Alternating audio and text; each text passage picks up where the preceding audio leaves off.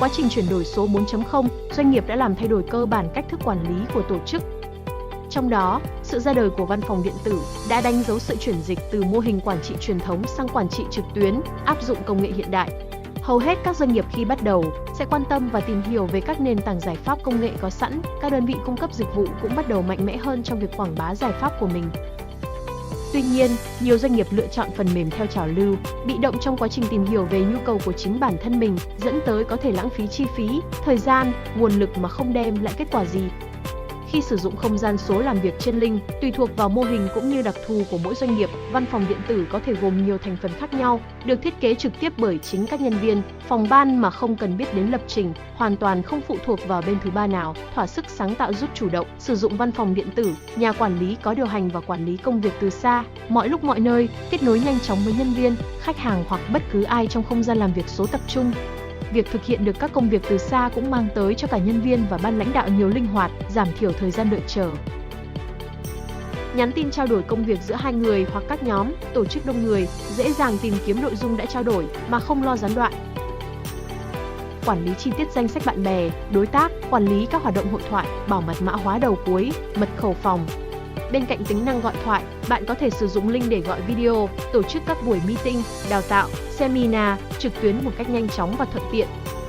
Trong mỗi nhóm, hệ thống lưu trữ toàn bộ các tệp, tài liệu, văn bản được người dùng chia sẻ trong cuộc hội thoại, có thể xem danh sách các tài liệu này trong mục lưu trữ và có thể sử dụng bộ lọc để tra cứu, truy xuất một cách nhanh chóng, chính xác. Tính năng lập kế hoạch, ghi chú của Link hỗ trợ người dùng ghi chú các công việc cần nhớ trực tiếp lên không gian số, quản lý lịch trình cá nhân, nhóm, nhắc nhở công việc khi cần thiết. Quản lý công việc là tính năng nổi bật mà văn phòng điện tử của Link cung cấp, giúp các lãnh đạo doanh nghiệp vận hành tổ chức một cách đơn giản. Dễ dàng khởi tạo dự án, phân chia, theo dõi nhiệm vụ cho từng nhân sự, từng bộ phận với lịch trình theo ngày, tuần, tháng. Đảm bảo phân bổ nguồn lực hợp lý. Đánh giá đầy đủ và trực quan kết quả dựa trên các tham số và đồ thị. Sơ đồ Gantt giúp bạn nắm được rõ các thông tin và quản lý chúng dễ dàng. Cụ thể như thời gian bắt đầu và kết thúc dự án, quá trình kết nối các nhiệm vụ theo một trật tự nhất định. Hệ thống các báo cáo tổng quan về thời gian, trạng thái, khi tìm kiếm các công việc như hoàn thành, hủy bỏ, tạm dừng, bạn đều có thể thực hiện một cách nhanh chóng. Ngoài ra, Link phân tích các công việc quá hạn giúp nhận biết những rủi ro của dự án, hay bạn cũng có thể tìm kiếm các công việc theo thời gian làm việc. Đặc biệt, Link tổng hợp công việc được giao của từng nguồn lực, cảnh báo đỏ những công việc trễ hạn, lãnh đạo có thể kiểm soát chất lượng dự án trong phạm vi nhanh nhất. Tính năng ký số của Link không chỉ giúp thuận tiện trong việc ký kết bất cứ khi nào, bất cứ nơi đâu mà còn hỗ trợ ngăn chặn gian lận trong giao dịch và đảm bảo độ xác thực cũng như đáng tin cậy của tài liệu. Hỗ trợ ký trên đa nền tảng, đa thiết bị, bảo mật. Các tài liệu sau khi công chứng đều được lưu trữ để đảm bảo có thể truy cập, tra cứu mọi lúc, mọi nơi. Có thể đăng ký các loại chữ ký số tùy theo nhu cầu, định danh theo tài khoản.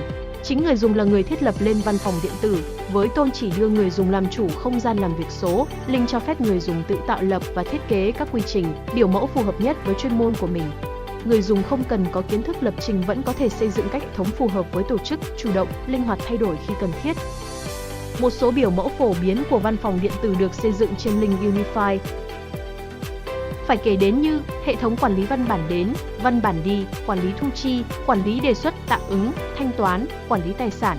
Mỗi một phòng ban cần thống nhất các quy trình của mình trước khi xây dựng hệ thống, đảm bảo các công việc hàng ngày được chuyển tiếp lên môi trường số một cách thuận lợi nhất. Tính năng biểu mẫu của Link được thiết kế với nhiều công cụ số khác nhau, cá nhân và doanh nghiệp sẽ sử dụng các công cụ đó để tạo thành một quy trình khép kín trong xử lý công việc. Hệ thống sẽ lưu lại lịch sử từng bước trong xuyên suốt quá trình làm việc. Cách quản lý truyền thống chủ yếu dựa vào giấy tờ, sổ sách mà không có công cụ nào hỗ trợ làm cho hiệu quả công việc không cao, gây áp lực công việc. Công đoạn này thường lặp đi lặp lại và được làm thủ công nên mất nhiều thời gian chạy đi chạy lại, ảnh hưởng đến thời gian và hiệu suất xử lý công văn, hạn chế việc trao đổi thông tin, xin ý kiến chỉ đạo hay phê duyệt của lãnh đạo đôi khi xảy ra tình trạng chậm trễ hoặc chồng chéo. Trước những bất cập như vậy, cuộc cách mạng chuyển đổi số đã bùng nổ khi có sự phát triển của công nghệ thông tin và sự ra đời của Link mang theo khao khát Zero Code, chính là thay đổi cách tiếp cận, mỗi người dùng đều có thể tự thiết kế hệ thống, tiết kiệm thời gian và chi phí. Ví dụ, quy trình mua sắm trong doanh nghiệp là một quy trình phức tạp, trải qua nhiều bước, từ việc nhân viên đề xuất mua hàng hóa, tạm ứng, thanh toán. Với sự hỗ trợ của văn phòng điện tử, tất cả các nghiệp vụ trong quy trình đều được tích hợp thống nhất, rõ ràng trên cùng một biểu mẫu, được triển khai theo một luồng dữ liệu và lưu trữ toàn bộ tại một địa chỉ duy nhất. Như trước đây, khi nhân viên cần đề xuất mua sắm đều phải viết mail đợi chờ phản hồi từ nhiều cấp lãnh đạo. Triển khai trên hệ thống Link, nhân viên chỉ cần điền đầy đủ các nội dung đề xuất. Link sẽ tự động đẩy thông báo về cho lãnh đạo. Những người có thẩm quyền sẽ thuận tiện xem xét, phê duyệt lần lượt theo cấp bậc của quy trình. Trưởng phòng phê duyệt xong, Link sẽ chuyển tiếp thông báo đến giám đốc để phê duyệt tiếp. Link được thiết kế bảo mật với kiến trúc Zero Trust, với cơ chế luôn luôn xác minh, bảo mật qua cách phân quyền cho từng người dùng. Mọi thao tác xử lý của lãnh đạo, nhân viên đều được hệ thống ghi nhận chi tiết thời gian xử lý, thời gian chỉnh sửa nếu có, hạn chế những gian lận trong công việc, giúp lãnh đạo kiểm soát được hoạt động vận hành của tổ chức. Các cá nhân, phòng ban đều có thể quan sát quá trình phê duyệt, tương tác xuyên suốt mà không lo bỏ lỡ các thông tin.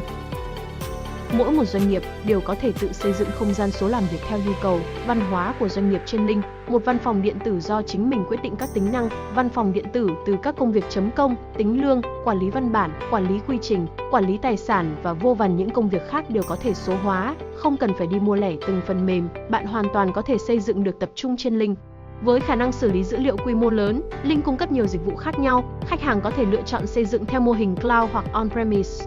Chỉ cần một chiếc máy tính hoặc một chiếc điện thoại thông minh, mỗi nhân viên đều có thể tác nghiệp làm việc trên không gian làm việc số. Còn chần chừ gì nữa, mời anh chị và các bạn liên hệ ngay với DAT để trải nghiệm những điều thú vị chỉ có trên Link nhé. Cảm ơn anh chị và các bạn đã dành thời gian xem video này. Hẹn gặp lại mọi người ở những video sau.